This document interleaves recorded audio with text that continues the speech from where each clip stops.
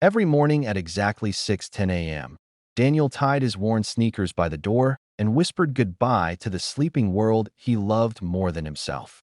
His small apartment was quiet except for the slow breathing of his 6-year-old son, Leo, curled up under a blanket that had seen better days. Daniel brushed his fingers through the boy's hair, just once, like a promise.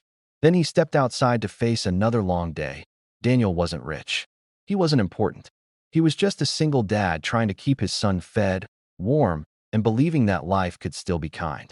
On his walk to work, he stopped by the same corner every morning. And every morning, she was there. She sat on the cold stone steps of a closed bookstore, wrapped in a faded gray coat that looked too thin for the season. Her hair was neatly tied back, her posture quiet and dignified, even though her hands trembled as she held an empty cup. Most people passed her without looking. Some pretended she wasn't there at all. Daniel never did. The first morning he offered her half of his breakfast sandwich, he apologized as if it wasn't enough. She smiled in a way that felt heavier than gratitude. "Thank you," she said softly. "You didn't have to." "I know," Daniel replied. "But I wanted to."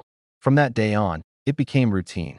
A coffee, a sandwich, sometimes just a few kind words exchanged before the city woke up fully. Daniel never asked her name. She never asked his story. They didn't need to. In those few minutes, the world felt less sharp. One morning, Leo insisted on coming along. He tugged on Daniel's sleeve and handed the woman a small cookie wrapped in a napkin.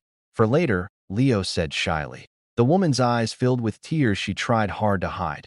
Weeks passed. Then months that Daniel's life didn't get easier. Bills stacked up. Sleep was rare. But every morning, stopping at that corner reminded him that kindness still matters. It reminded him that even when you have very little, you can still give something that counts. Then one morning, everything changed. Daniel approached the corner as usual, coffee in one hand, sandwich in the other, but she wasn't there. Instead, 4 men in black suits stood near the steps.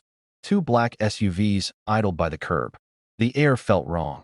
Before Daniel could turn away, a woman stepped forward. She wore a tailored coat, her posture strong, her eyes familiar. It took him a second to recognize her. "Daniel," she said gently. It was her. The woman from the steps. Clean, confident, surrounded by lawyers and bodyguards. "I wanted to find you," she continued. "I didn't know how to explain without shocking you." Daniel stood frozen. She took a breath. "I lost everything last year. My husband, my health, my sense of direction. I chose to disappear rather than be seen as broken.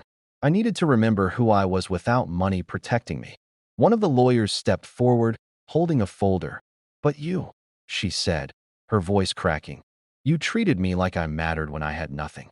You didn't know who I was. You didn't care. You just helped me." She knelt slightly, meeting Daniel's eyes. No one had done that in a very long time. Inside the folder was a scholarship fund for Leo, a fully paid apartment lease, and a letter offering Daniel a job, not out of pity, but respect. Daniel shook his head, overwhelmed. "I didn't help you for this." She smiled. "I know. That's why you deserve it." As the SUVs pulled away, Daniel stood on that same corner, the city rushing around him. He thought of all the mornings he almost walked past. All the moments kindness could have been skipped.